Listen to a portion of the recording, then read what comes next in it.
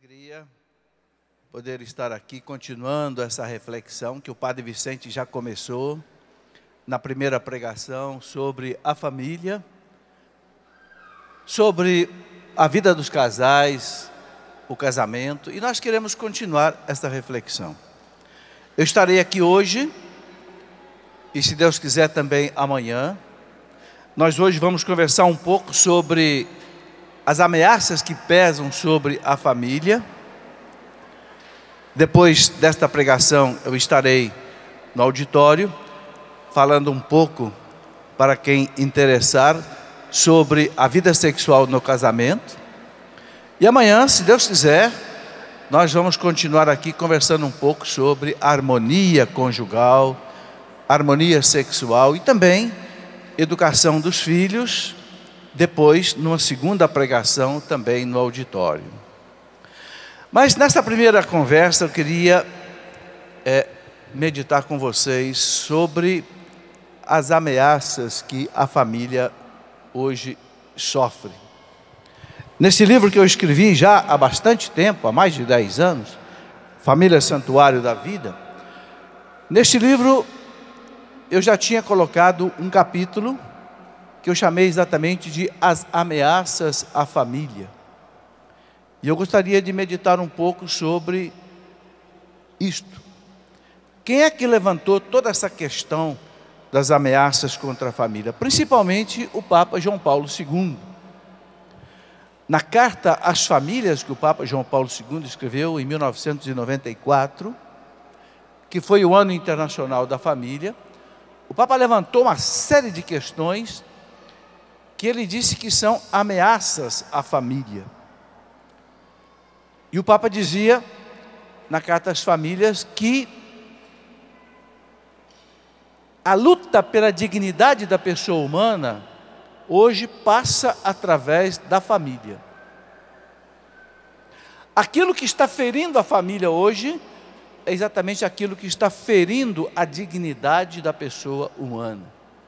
Então o Papa diz, a dignidade da pessoa humana, a luta pela dignidade passa pela família. Por isso nós temos que olhar para a família com bastante cuidado. E eu gostaria de relembrar então aqui algumas coisas que o nosso querido Papa João Paulo II, Beato João Paulo II, colocou para nós. Ok? Eu vou usar aqui algumas das palavras dele, inclusive, porque as palavras dele são bem claras. E mostra para nós que hoje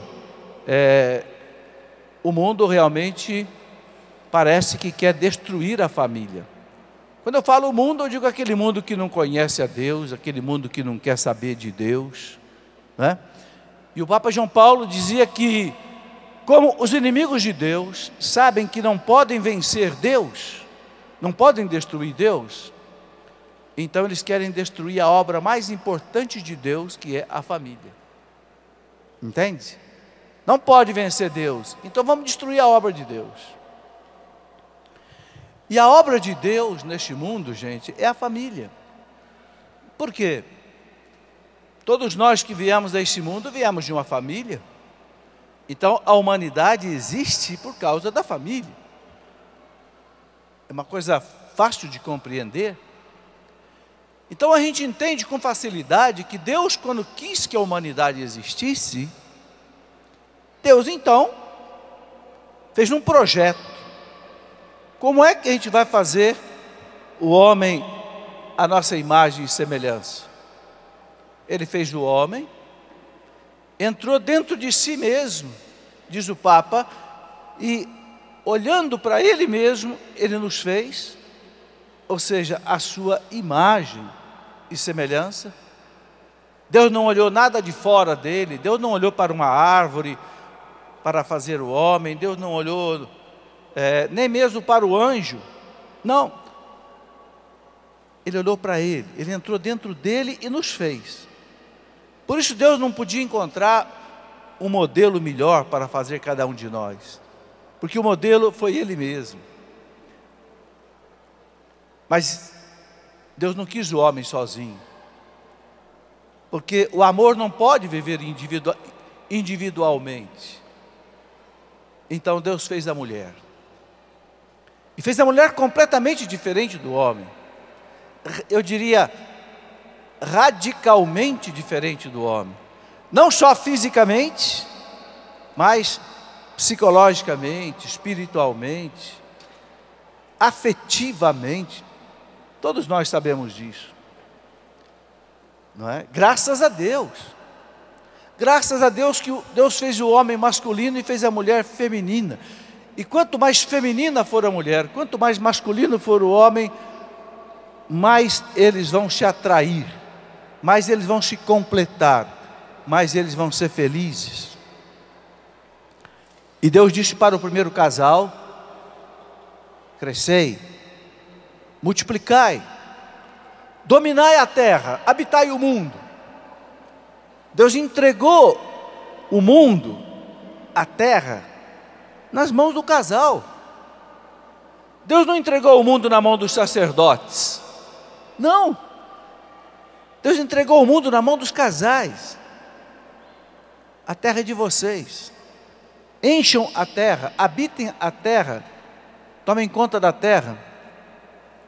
Deus fez de Adão e Eva os jardineiros deste mundo. Disse para Adão e Eva: cultivai e guardai a terra. E Deus disse mais uma coisa para o casal: além de crescer, multiplicai, Deus disse para o casal: sereis uma só carne. Quando ele fez Eva e levou Eva para Adão, Adão ficou encantado. E Adão disse para Deus, não é?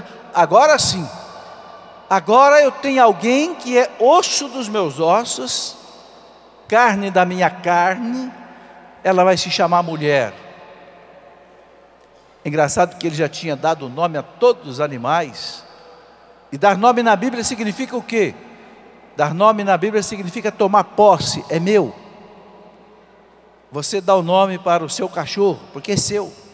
Você dá nome para a sua vaca, para o seu boi, o seu cavalo, porque é seu. Você não dá nome para as coisas dos outros. Nomear significa dizer assim: é meu. Então Adão viu Eva, disse: ela vai se chamar mulher. Por quê? Porque mulher, no hebraico, é o feminino da palavra homem. Homem é ish, mulher é isha, é um a mais só. Então Adão percebeu que ele estava diante de alguém que era o seu outro eu, que o completava. E Adão disse: agora sim, agora, Senhor, eu estou feliz. Adão saiu da solidão que ele estava. Adão estava numa tremenda solidão. Por quê? Porque ele olhava para os animais que Deus tinha dado para ele, mas ele não conseguia conversar com os animais. Olhava para as pedras, olhava para o mar, para as estrelas, mas não enchia o coração dele. Quando Deus fez a mulher, encheu o coração de Adão. E Adão disse: agora sim, Senhor, agora sim. Aí então Deus diz uma frase que é importantíssima. É a base da família, a base do casamento, eu diria a base da humanidade. Gênesis 2:23. Deus diz para o casal assim: por isso o homem deixa a casa do seu pai, se une à sua mulher e sereis uma só carne. Vocês vão ser como que uma fusão de duas pessoas, transformando-as numa só. Sereis uma só carne. Aí Deus instituiu o matrimônio e mandou que o casal crescesse e multiplicasse. Então vocês estão vendo que todo o projeto de Deus para a humanidade está aí na família. O pai, a mãe, os filhos. Crescei, multiplicai. Por isso, é muito fácil chegar à seguinte conclusão: se nós destruirmos a família, conforme o coração de Deus, nós vamos destruir a sociedade. Nós vamos ter uma sociedade desequilibrada, uma sociedade desnorteada, quer dizer, sem norte, sem rumo. Nós vamos ter pessoas tremendamente carentes, tremendamente destruídas, tremendamente depressivas, vamos ter a solidão invadindo tudo, vamos ter uma carência. Por quê? Porque o arquétipo, a estrutura básica que Deus constituiu, foi destruída. Se você tirar as rodas de um carro, ele não anda mais. Hoje querem fazer isso com a família, querem tirar as rodas da família. Outro vem e quer tirar o volante da família. Outro vem, ao invés de colocar combustível, quer colocar água. Não vai andar, não vai funcionar. Quem fez esse belo centro de evangelização fez um projeto, levou anos para projetar, para calcular o tamanho de cada viga dessa, cada treliça dessa que você está vendo. As colunas onde as treliças se apoiam foram caminhões e caminhões de concreto, só para fazer a fundação da base, porque houve um projeto. Sem projeto você não consegue realizar, e sem realizar você não consegue manter. Então, para que essa humanidade, que hoje tem quase 7 bilhões de pessoas, existisse, Deus fez um projeto. Esse projeto tem nome: família. E Jesus entrou na nossa história. Deus entrou na história humana pela porta da família. Jesus podia ter descido do céu de paraquedas, ou Jesus podia ter descido do céu da mesma forma que ele subiu para o céu em ascensão, mas ele não quis, não. Ele quis nascer no seio de uma família. Ele teve uma mãe, precisou ter uma mãe que o gerasse, como qualquer homem é gerado, qualquer mulher é gerada. Mas como não havia na terra sêmen humano capaz de gerar o Filho de Deus, então ela concebeu do Espírito Santo. E Jesus então não teve um pai aqui na terra, um pai natural, mas ele quis ter um pai. Olha que bonito, ele quis ter uma família. Ele chamou José, e quando José quis ir embora, ele mandou o anjo, o seu anjo Gabriel, o mesmo da anunciação a Maria. O anjo Gabriel dizia para José em sonho: não, José, não vai embora não, não tenha medo, porque o que Maria concebeu no seu ventre é obra do Espírito Santo. Receba Maria por tua esposa. E José recebeu Maria por tua esposa, e ali se formou a família de Nazaré, a grande família de Nazaré, a sagrada família de Nazaré. E o Papa João Paulo II chama a família de santuário da vida. Por isso que eu coloquei o nome desse livro de Família Santuário da Vida. Duas palavras fortes: santuário e vida. Santuário quer dizer o quê? Lugar sagrado. Santuário, ário do grego quer dizer lugar, santo. Quando você entra numa capela, entra numa igreja, você entra num santuário, um lugar sagrado. Você faz genuflexão, você ajoelha para rezar, porque é casa de Deus o santuário. Então a família é casa de Deus, é santuário. Por isso que os primeiros cristãos chamavam a família de igreja doméstica. E o Concílio Vaticano II resgatou essa expressão, igreja doméstica. Por quê? Porque vocês todos sabem que até o ano 313 era proibido o cristianismo em Roma, em todo o mundo. Só no ano 313, quando o imperador Constantino se converteu ao cristianismo, depois que ele publicou o Edito de Milão, e que ele proibiu a perseguição aos cristãos, então aí começaram as igrejas a existir.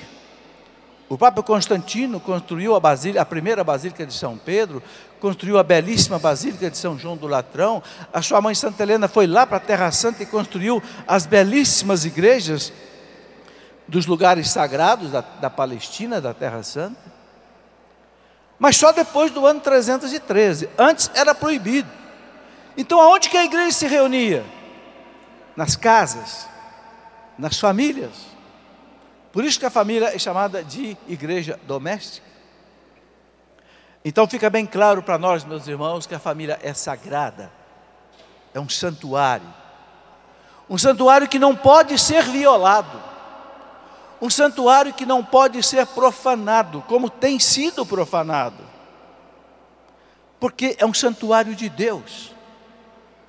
Por que que Jesus transformou o casamento em matrimônio? Ou seja, transformou em sacramento? Porque Deus está ali. É a única instituição humana que Jesus transformou num sacramento. Vocês já perceberam isso? Ele não transformou nenhuma das outras profissões em sacramento. Não. O trabalho de uma dona de casa é belíssimo, podia ser transformado num sacramento. O trabalho de, não sei, de uma empresa, ele só transformou em sacramento duas realidades humanas, não é? O casamento e o serviço sacerdotal. E o sacramento quer dizer o quê? Uma graça especial. Uma graça onde Deus atua, não é o homem que atua, não é um sacramental. Não é o ex opere operantis, é o ex opere operato. É Deus quem opera. Não separe o homem o que Deus uniu. Não é o que o ministro uniu, o que Deus uniu. Porque aí está toda a fundamentação, meus irmãos, da sociedade. E hoje vocês sabem, como dizia o Papa João Paulo II, a família está jurada de morte. As grandes instituições do mundo, como a ONU, querem acabar com a família. Querem fazer a desconstrução da família, não tenham dúvida disso. Não sou eu que estou dizendo isso. São os documentos da igreja, os documentos do Papa. Eu quero ler para vocês alguma coisa rapidamente, para vocês entenderem um pouco melhor o que eu estou dizendo. João Paulo II disse assim: nos nossos dias, infelizmente, vários programas sustentados por meios muito poderosos parecem apostados na desagregação da família. Às vezes até parece que se procure, de todas as formas possíveis, apresentar como regulares, entre aspas, e atraentes, conferindo-lhes externas aparências de fascínio, situações que de fato são irregulares. Estas efetivamente contradizem a verdade e o amor. Isso o Papa falou na Carta às Famílias, no número 7. E aí, ele vai apontando, para e passo, quais são as ameaças que a família sofre. A primeira ameaça que o Papa aponta é a desgraça do divórcio. Claro, o divórcio mata a família. O divórcio separa pai e mãe e deixa os filhos assim meio descabeçados, meio desorientados. Então o Papa disse, esta é a primeira ameaça que pesa sobre as famílias. E hoje quase que no mundo inteiro, o divórcio já está aprovado como lei. No Brasil, há mais de 30 anos. Um dos poucos países do mundo que ainda não aprovou o divórcio é as Filipinas. Um país cristão que até hoje não é legal o divórcio. Mas em quase todos os outros países do mundo o divórcio está aprovado como lei. Deus diz, não separe o homem o que Deus uniu. O homem vai lá e transforma em lei. Sim, eu separo, eu posso. Eu mando mais do que Deus. Eu transformo em lei. Não há como negar que isso afeta a família. E agora criaram um divórcio relâmpago, em que o casal não precisa mais nem fazer processo jurídico com o advogado, vai diretamente lá no cartório e já separa assim, vapt-vupt, como nós dizemos.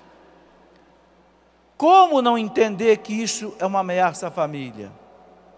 Quantos e quantos casais passam por uma crise, e uma crise que às vezes é momentânea, uma crise que passa, todos os casais passam por algum problema, mas se você facilita o divórcio, o casal pode se separar numa crise que talvez fosse vencível, e eles pudessem continuar juntos depois, mas se você oferece de imediato a separação gratuita, rápida, barata, você mata a família mais rápido. O Papa diz aqui, no contexto da civilização do desfrutamento, a mulher pode tornar-se para o homem um objeto, o filho um obstáculo para os pais, a família uma instituição embaraçante para a liberdade dos membros que a compõem. Então o Papa está dizendo que nessa sociedade de consumismo, de desfrutamento, eu quero gozar do mundo, carpe diem, goze do mundo porque amanhã você não sabe se você está vivo ou não.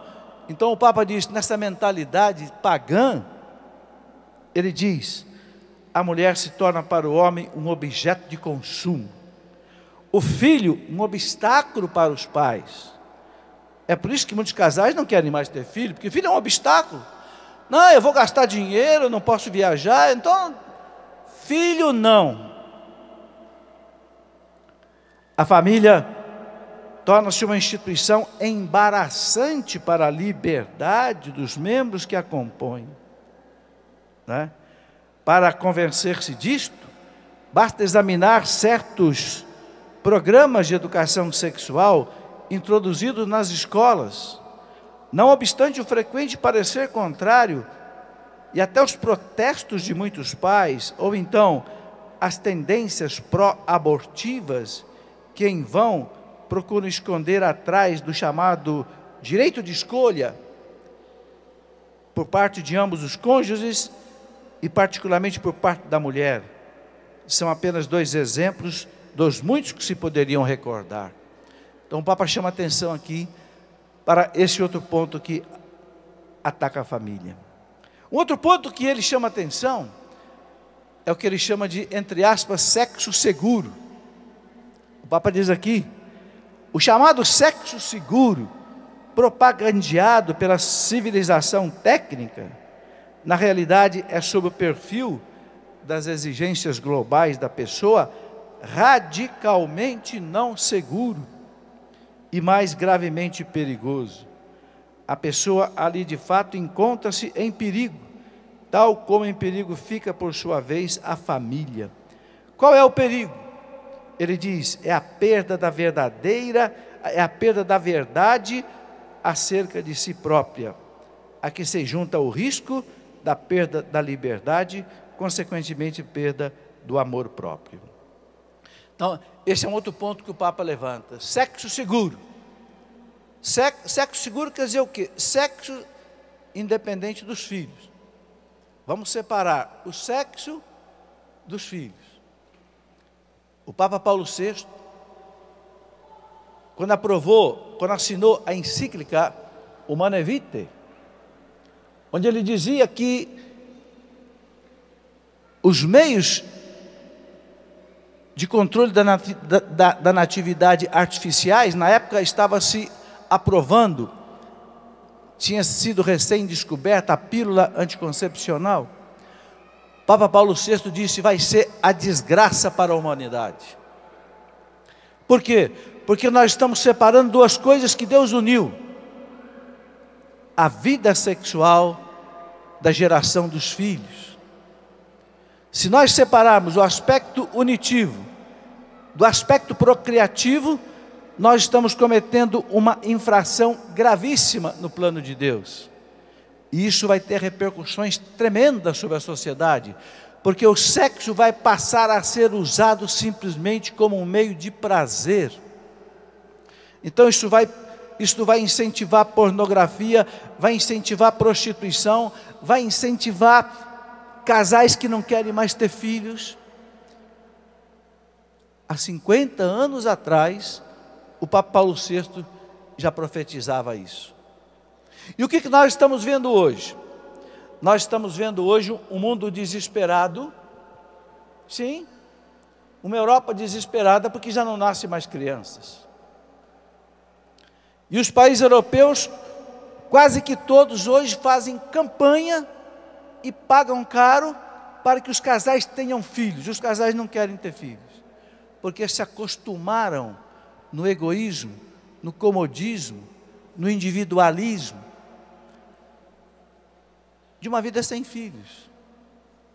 Mas o que é uma sociedade sem filhos? É uma sociedade que acaba. Por isso a Europa está sendo invadida por imigrantes de todas as sortes, africanos, muçulmanos, latino-americanos e por aí afora. Um grande cientista da Universidade de Sorbonne, Dr. Pierre Choni, catedrático de História Moderna da Universidade de Sorbonne, diz que hoje na França se produz mais ataúdes do que berços, ou seja, mais caixão de defunto do que berço, porque morre mais gente do que nasce. Então a população começa a diminuir em toda a Europa. São essas ameaças todas contra a família que o Papa levanta aqui. Olha o que ele diz, por exemplo, com relação a isso. Ele diz assim: uma civilização inspirada numa mentalidade consumista e antinatalista não é uma civilização do amor, e nem poderá ser nunca. Se a família é tão importante para a civilização do amor, isto se deve à especial proximidade e intensidade dos laços que nela se instauram entre as pessoas e as gerações. O Papa fala de uma mentalidade consumista e antinatalista. Bom, aqui num outro lugar o Papa vai falar do amor livre. Amor livre, que quer dizer sexo livre, sexo fora do matrimônio, sexo sem responsabilidade. Então ele diz aqui assim, na Carta às Famílias, número 14, o Papa diz assim: sem dúvida, contrário à civilização do amor, é o chamado amor livre, tanto mais perigoso por ser habitualmente proposto como fruto de um sentimento, entre aspas, verdadeiro, quando efetivamente destrói o amor. Quantas famílias foram levadas à ruína por causa do amor livre? Seguir em qualquer caso o verdadeiro, entre parênteses, impulso afetivo, em nome de um amor livre, de condicionamentos, na realidade significa tornar o homem escravo daqueles instintos humanos que São Tomás de Aquino chama de passiones anime, paixão da alma. O amor livre explora as fraquezas humanas, conferindo-lhes uma certa moldura de nobreza, com a ajuda da sedução e com o favor da opinião pública. Mas não se tomam em consideração todas as consequências que daí derivam, especialmente quando, além do cônjuge, devem pagá-los os filhos, privados do pai ou da mãe e condenados a serem de fato órfãos de pais vivos. Órfãos de pais vivos. Gente, o Papa chama a atenção de quantas crianças hoje vivem nesse mundo como se fossem órfãos de pais vivos. Quando o pai de uma criança morre, a criança se torna órfã, paciência. Mas a criança ser órfã de um pai, de uma mãe que está vivo, é algo muito cruel para uma criança. E é essa destruição da família, esse sexo livre, não é? Vive o sexo aqui, começa um namoro, vive um sexo de qualquer jeito, depois você se abandona a garota com o filho no ventre e se desaparece. Ela que cria essa criança como ela quiser, que se vire. E eu sou muito esperto, eu desapareço e aquela criança vai ser criada sem um pai, órfão de pai vivo, não tem família, não vai ter uma família. Todos nós que temos família sabemos o quanto é importante você ter um pai, você ter uma mãe. Todos nós sabemos como é importante você poder sentir o calor do seu pai, o calor da sua mãe, principalmente na hora que você é pequeno, que você tem medo, você tem dúvida, você tem insegurança, você quer correr para o colo do pai, você quer correr para o colo da mãe. Eu me lembro de um dos meus filhos, que hoje já está um homem de quase 2 metros de altura, mas quando ele era pequenininho assim, até os 10 anos de idade, ele tinha que dormir segurando a minha mão, porque ele tinha medo. E eu tinha que sentar do lado da cama dele e ficar segurando na mãozinha dele até ele dormir. E eu fazia isso quase que todo dia, porque eu sabia que isso ia passar com o tempo, são coisas de criança. Mas ele tinha que dormir segurando na minha mão. E se essa criança não tem um pai? Não é criado junto com a mãe, como é que fica? Quantos problemas psicológicos, afetivos, traumáticos podem ser gerados no coração dessa criança? O Papa João Paulo II dizia assim, que ninguém pode ser feliz nesse mundo se não experimentar o amor. Se não fizer do amor algo próprio, algo seu, a pessoa pode crescer com um horizonte nublado, uma vida cinzenta, uma vida sem sentido, triste, se ela não fizer a experiência do amor. É muito importante isso. E ele colocava ainda que esse amor a gente experimenta sobretudo é na família. Porque na família você não é um RG, na família você não é um CGC, um SIC. Não, na família você tem nome, você tem data de nascimento. Na família, a família para cantar parabéns para você. Quando você recebe um diploma, a família vai lá festejar na faculdade o diploma que você recebeu. E quando você está doente no hospital, a família vai no hospital. E quando você já é velho e você está nas portas da morte, a família está ali para te proteger até o último instante da morte. Não é para empurrar você para o outro mundo com uma eutanásia desumana. A família é o santuário da vida, é a protetora da vida. O Papa coloca isso com muita segurança. E ele vai colocando aqui muitas outras coisas, né? Uma das coisas que o Papa, já em 1994, olha há quanto tempo, Papa João Paulo II condenou veementemente, foi quando no ano de 1994 o Parlamento Europeu aprovou juridicamente o casamento de pessoas do mesmo sexo. Ouçam o que o Papa disse, 1994. O Papa diz assim: não é moralmente admissível a aprovação jurídica da prática homossexual. Ser compreensivos com quem peca e para com quem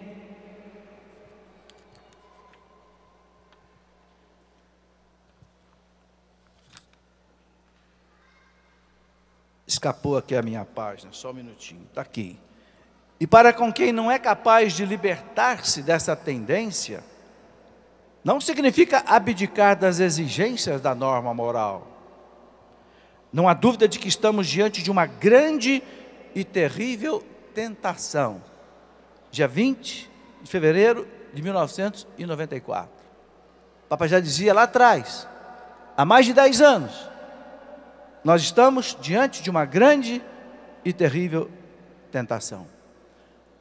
Porque, meus irmãos, isso não é família.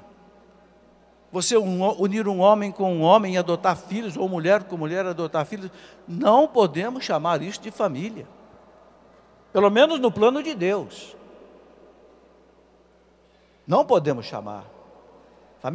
A família é constituída por Deus, um homem, uma mulher, crescei, multiplicai, gerai os seus filhos. Sem o homem e a mulher você não pode gerar os filhos.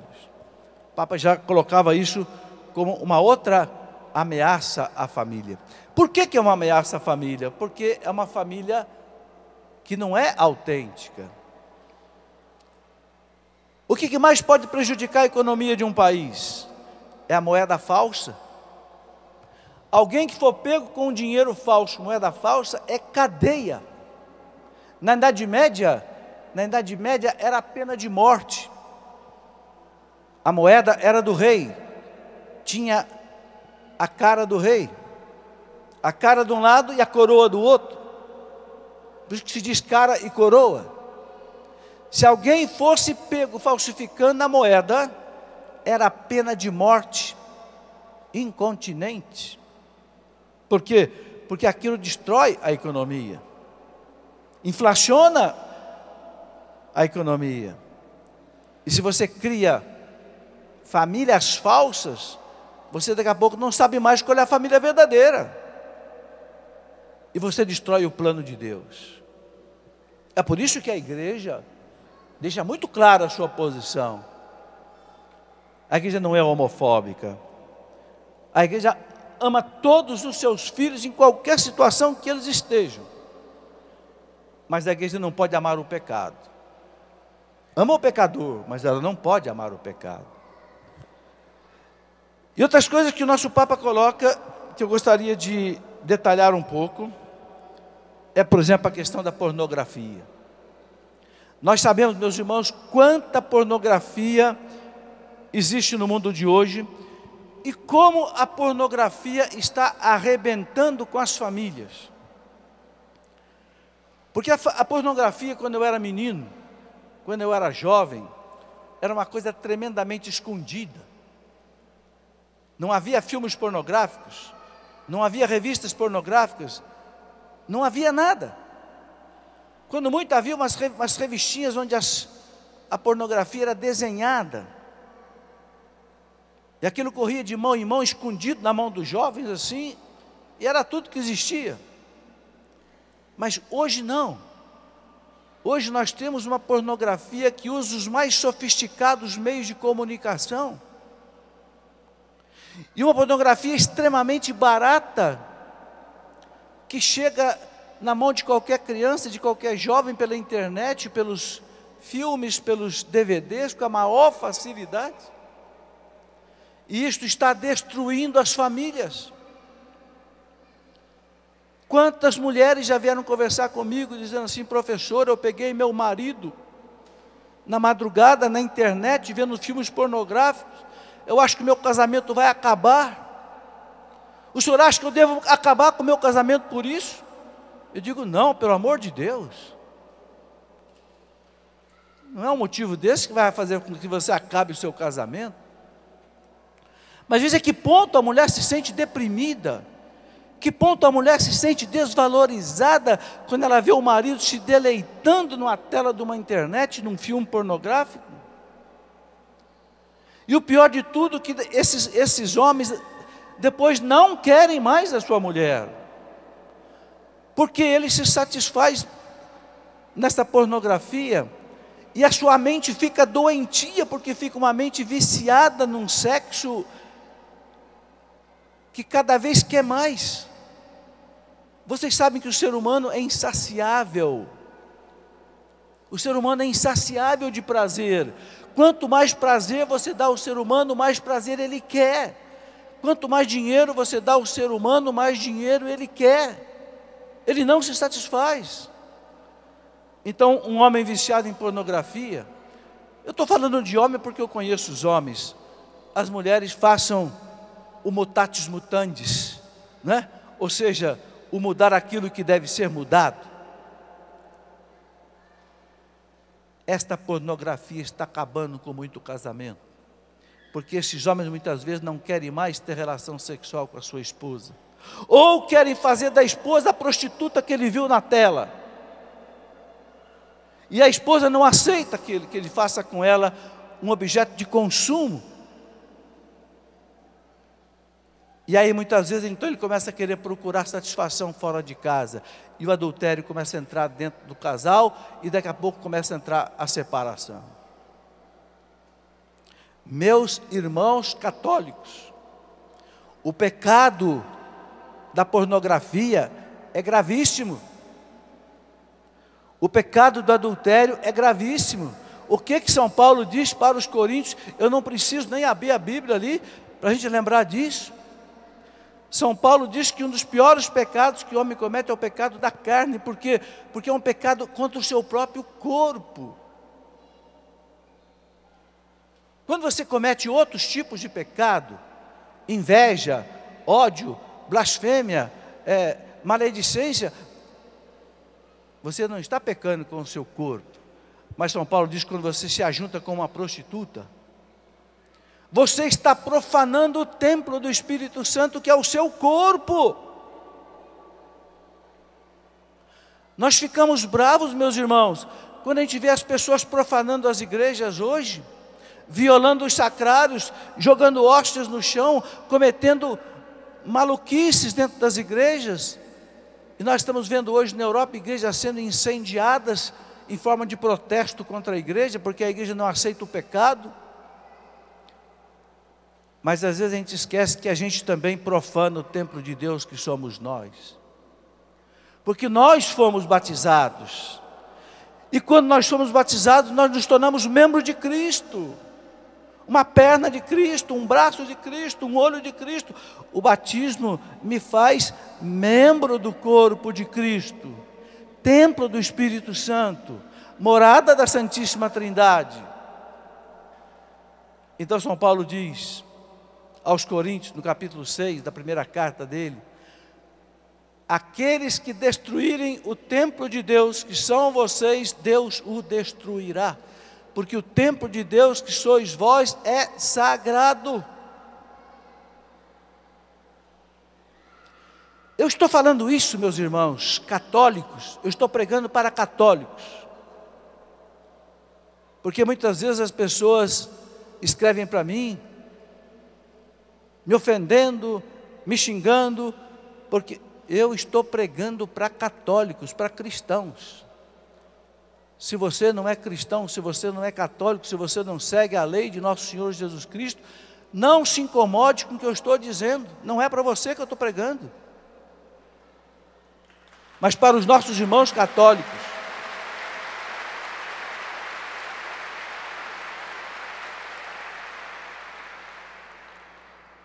Mas para os meus irmãos católicos eu tenho que pregar com toda clareza.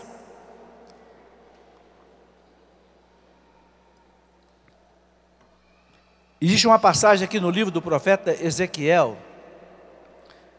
Ezequiel 3,18. Eu não vou abrir, só para poupar um pouco do tempo. O profeta Ezequiel diz assim, o título é A Missão do Profeta. O subtítulo disso que o profeta Ezequiel diz. Ele diz assim: se você vê seu irmão no pecado, e o Senhor mostrou para você que o seu irmão está no pecado, e você não apontar o pecado para ele, e o seu irmão morrer por causa daquele pecado, o Senhor vai cobrar o sangue do seu irmão de você. O profeta Ezequiel diz: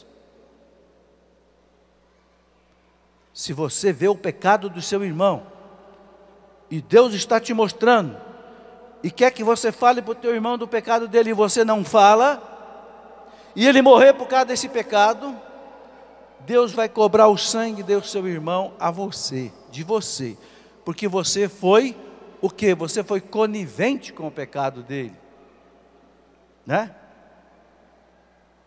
E ele continua: mas se você vê seu irmão no pecado, e você alertar o seu irmão do pecado, mas assim mesmo ele continuar no pecado, então você terá a sua salvação, porque você mostrou o pecado dele. Gente, hoje nós estamos diante de um mundo cruel, um mundo que calca aos pés a lei de Deus, o mundo que faz tudo exatamente contra a vontade de Deus. Deus diz não matar, o mundo propaga o aborto, propaga a eutanásia, propaga a separação. Não pecar contra a castidade, e o mundo propaga a fornicação, propaga o adultério. É um mundo de costas para Deus. Agora, qual é a missão da igreja? Qual é a missão da igreja? É a mesma missão de Jesus Cristo. Cristo instituiu a igreja para quê? Para que a igreja seja a sua continuação na história dos homens. A igreja é o corpo de Cristo. Como dizia aquele teólogo, a igreja é o braço de Cristo prolongado na história dos homens. E qual foi a missão do Cristo? O Cordeiro de Deus que tira o pecado do mundo. O Cordeiro de Deus, de João Batista, eis o Cordeiro de Deus que tira, arranca o pecado do mundo. E Jesus pagou com o sangue, com a vida, para tirar o pecado do mundo. E para a igreja não é diferente. Quantos e quantos mártires já derramaram o seu sangue, desde o Império Romano até hoje? Porque a igreja arranca o pecado do mundo. E o mundo não aceita isso. O Evangelho de São João, logo no primeiro capítulo, diz muito claro: ele veio para o que eram seus, mas os seus não o receberam. A luz brilha nas trevas, mas as trevas gritam contra a luz. Então, todas essas coisas que hoje estão destruindo a família, nós temos que condenar. Aos nossos filhos, nós temos que condenar no nosso ambiente de vida, de trabalho, porque sabe o que está acontecendo, gente? Está acontecendo que está ficando normal. Está ficando normal. Vocês sabem que o mal, ele vai entrando homeopaticamente. O mal, ele vai dominando as consciências, gota a gota. Gota a gota. Quando você abre os olhos, você está aceitando uma porção de coisa que a Bíblia não aceita, que a igreja não ensina. E daqui a pouco você vai começar a ver seus filhos e seus netos vivendo aquilo que você não viveu e não ensinou. Porque o mal é solerte. Ele vai penetrando lentamente, lentamente, lentamente, até que tudo fique contaminado, até que tudo fique dominado. Outras coisas que o nosso Papa coloca nos seus documentos, eu fiz aqui até uma pequena listinha. A má preparação para o casamento. Por que muita família acaba? Por que muito casal se separa? Porque os casais não foram preparados, os namorados não foram preparados, os noivos não foram preparados. Graças a Deus, a igreja hoje está fazendo isso. Nós vimos aqui semana passada mais de 100 mil jovens ouvindo como é que deve ser um namoro cristão, um namoro segundo a vontade de Deus. Que beleza, graças a Deus. Hoje estamos aqui com famílias, com casais, retomando o assunto. Então é preciso que os jovens sejam preparados para o casamento, para constituir uma família, desde o namoro. Nós adultos temos que ter coragem, nós padres, nós bispos, nós leigos adultos temos que ter coragem de mostrar para o jovem que a castidade é uma beleza, a castidade é um brilho, e que o sexo é para ser vivido só no casamento, nem antes e nem fora, segundo a vontade de Deus, para que você seja feliz, e para que você não faça alguém infeliz, vivendo o sexo fora do lugar. Temos que preparar a juventude, e a juventude quer ouvir uma mensagem forte. A prova que a juventude quer ouvir o desafio da castidade é que essa juventude aqui, no encontro anterior, superlotava este ginásio. Por quê? Porque a juventude ama o desafio, porque a juventude já está cansada desse mundo emporcalhado que nós estamos vendo aí fora. A juventude quer algo melhor. A juventude já está cansada das autoridades oferecerem para ela camisinhas e não sei o que mais para vencer a AIDS. A juventude quer algo mais digno, algo mais sóbrio, algo mais honesto. Então, graças a Deus, a igreja hoje começa a fazer isso. Vamos, meus irmãos, preparar os jovens com coragem. Uma vez os jovens pediram para eu escrever um livro sobre namoro, pediram. Eu escrevi o livro, mas eu achei que o livro não fosse vender, porque eu escrevi um livro falando de namoro cristão. Então eu disse para a minha esposa, esse livro sobre namoro não vai vender. Mas qual não é a minha surpresa de ver hoje que de todos os livros que eu já escrevi, mais de 60, é o livro mais vendido de todos. Aquilo que eu pensei que os jovens fossem rejeitar. Eu até coloquei na primeira página do livro uma frase do Paul Claudel, aquele teatrólogo francês que se converteu. O jovem não foi feito para o prazer, o jovem foi feito para o desafio.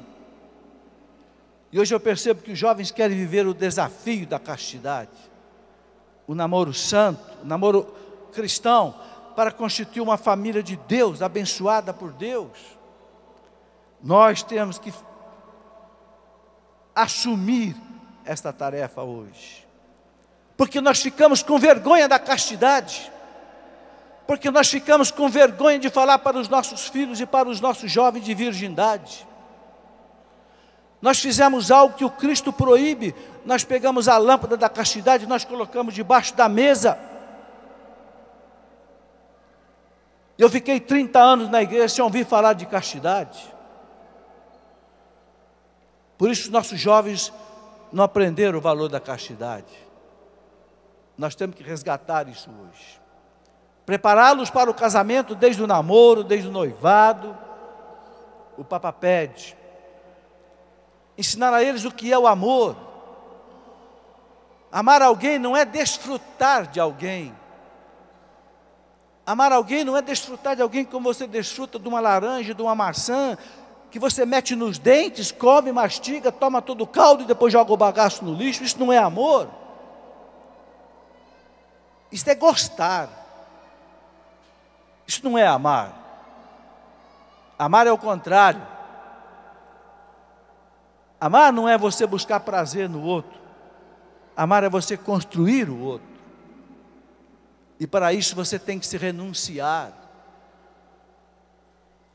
Esta mentalidade também falsa de amor é outra mentalidade que destrói as famílias, destrói os casamentos.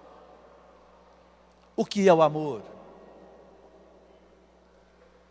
Ai do casal, ai do jovem hoje que aprendeu o que é amor com a televisão, com as novelas. Ele vai achar que amar é desfrutar de alguém. É o contrário, isso é egoísmo. Isso é egoísmo. Amar é o contrário, amar é você fazer o outro feliz com a sua renúncia, com o seu sacrifício. Jesus disse para nós, amai-vos uns aos outros, mas Ele não parou aí, Ele disse, como eu vos amei. Opa! Jesus colocou a referência do amor. A referência do amor é como Ele nos amou. Amai-vos uns aos outros como eu vos amei. E como é que Jesus nos amou? Na cruz. Não tem nenhum prazer nesse amor. Não tem nenhum romantismo no amor de Jesus. No amor de Jesus tem uma decisão. Eu vou morrer por você. E São Paulo diz para os casais, não é? Efésios 5:25. Maridos, amai as vossas esposas como Cristo amou a igreja e se entregou por ela. Olha o amor que São Paulo quer no casal. Maridos, a gente pode dizer também mulheres, amai os vossos maridos, amai as vossas mulheres, como Cristo amou a igreja e se entregou por ela. Cristo foi à cruz por causa da sua esposa, a igreja.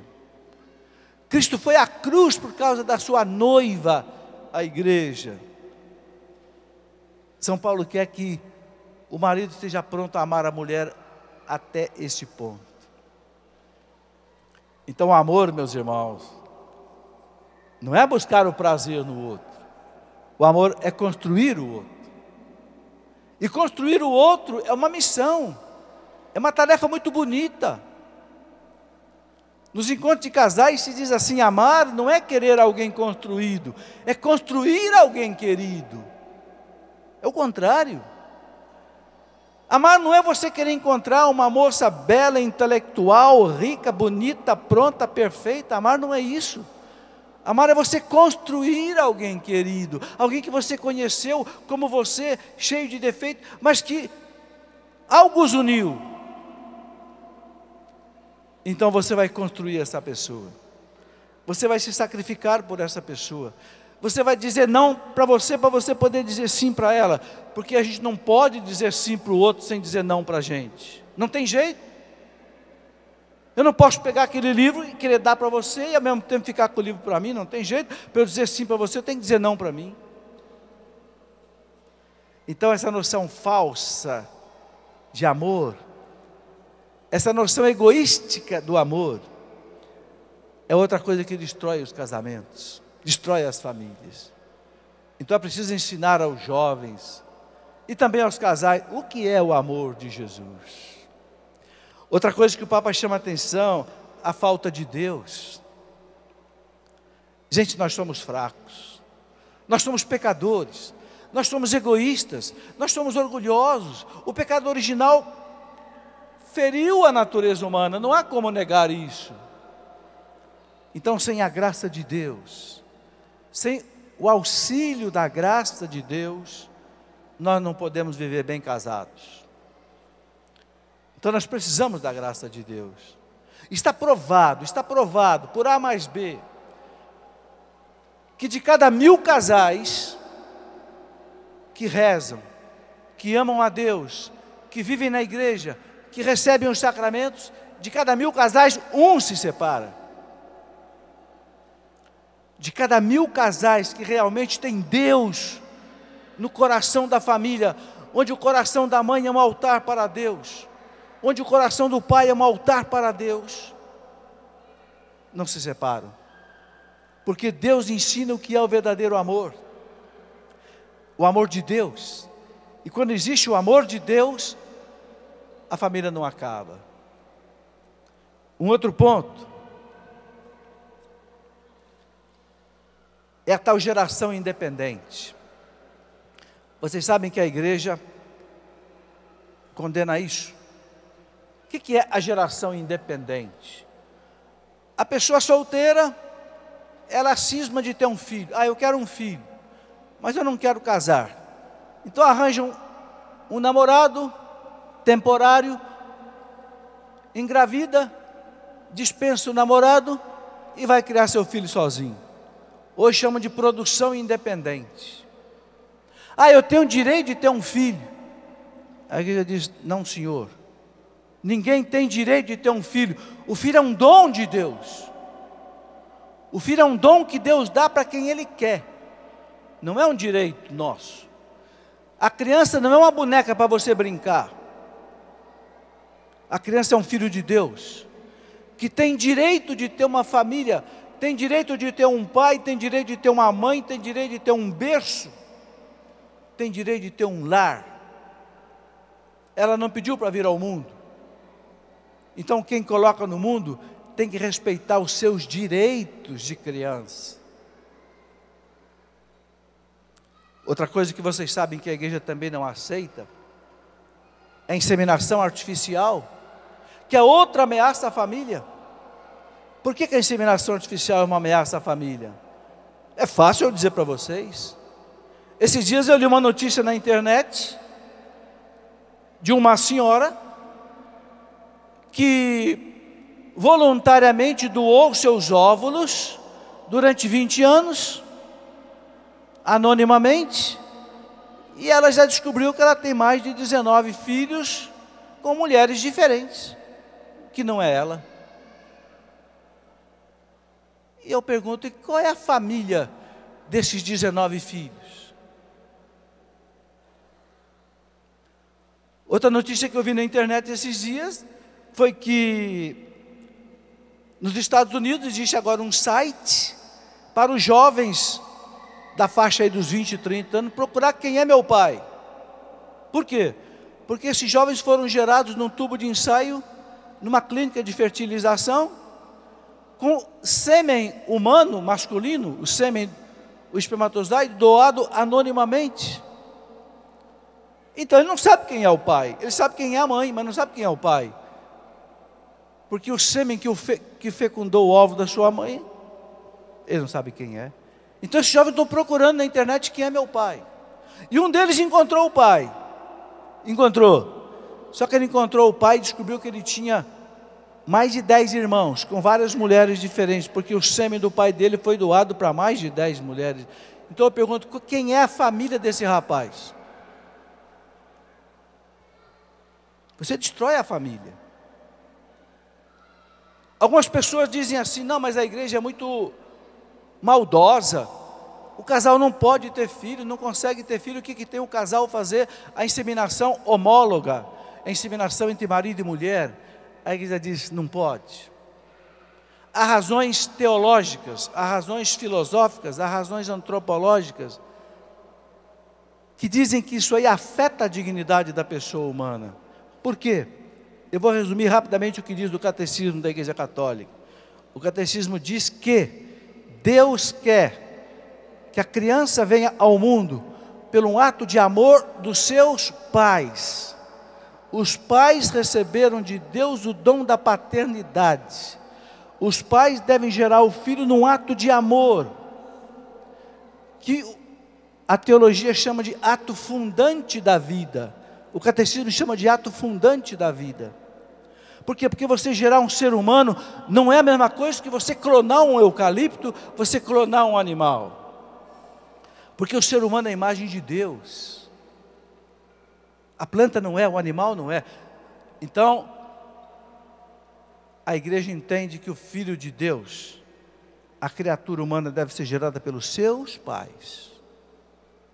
E aí, nós evitamos inclusive uma porção de escândalos da proveta. Num dos livros que eu escrevi, que eu chamei de Não vos conformeis com este mundo, eu cito ali o que aconteceu, por exemplo, na Inglaterra. Na Inglaterra, duas senhoras iam ser fertilizadas artificialmente. Uma senhora loira e uma senhora negra. A enfermeira trocou os embriões. E aquela senhora loira teve um filho negro, e aquela senhora negra teve um filho loiro. E agora? Quem é mãe de quem? Uma gestou, mas o óvulo era da outra. O problema foi para a Suprema Corte da Inglaterra julgar, porque não havia jurisprudência para resolver o problema. Vocês estão vendo quanta confusão o homem causa quando ele não quer seguir a lei de Deus? Então, o que a igreja diz para aqueles casais que não podem ter filhos? São estéreis. Já fizeram tudo que é tratamento legítimo, mas não conseguem engravidar. Então a igreja diz assim, una o sofrimento de vocês à cruz de Cristo. Porque ser cristão é carregar uma cruz. E para cada um de nós a cruz é diferente. Para um, a cruz é um câncer. Para outro, a cruz é outra coisa. Para outro, é infertilidade. Então a igreja recomenda, se você quer ter um filho, adote uma criança. Ou se você não quer ter, ajude a criar as crianças que estão aí carentes, abandonadas, nos orfanatos, nos pensionatos de criança. Você vai dar sentido à sua vida do mesmo jeito. Porque o filho do coração não é menos que o filho da carne. Então, os casais cristãos não devem se desesperar, aqueles que não podem ter filhos naturalmente. Obedeçam à lei de Deus. Eu conheço inclusive um casal que não conseguia ter filhos. Adotaram 2 crianças. Depois que adotaram 2 crianças, conseguiram ter um filho natural. A mulher engravidou. Também isso acontece. O importante, meus irmãos, é a gente seguir a lei de Deus. Ninguém é feliz se não obedece a Deus. Outra coisa que o Papa chama muita atenção, tanto na Familiares Consórcio, que o Padre Vicente falava aqui, como na Carta às Famílias, o Papa chama atenção hoje para as inúmeras uniões livres ou pessoas que se casam só no civil. Não querem receber o sacramento do matrimônio. E eu estou falando aqui de pessoas que nasceram em famílias católicas. Eu não estou falando aqui de pessoas que não receberam a semente da fé. Muitos, infelizmente, que nasceram na igreja, foram batizados, hoje não querem mais receber o sacramento do matrimônio. Às vezes não querem nem o casamento civil, que a igreja também obriga. Querem simplesmente uma união livre. Vamos apenas juntar as nossas coisas? Não. Por quê? Porque está nascendo uma família. E se nasce uma família, a família tem que ter as garantias do Estado. Por isso a família tem que haver o casamento civil. E tem que ter a graça de Deus, o sacramento do matrimônio, para que o casal tenha forças para vencer as dificuldades da vida matrimonial. Então, meus irmãos, estas e outras coisas desgastam a família. Mas a família é de Deus. E ninguém consegue destruir aquilo que é de Deus. Mas cada um de nós precisa assumir da sua parte essa missão de defender a família. Fique com Deus. Amém.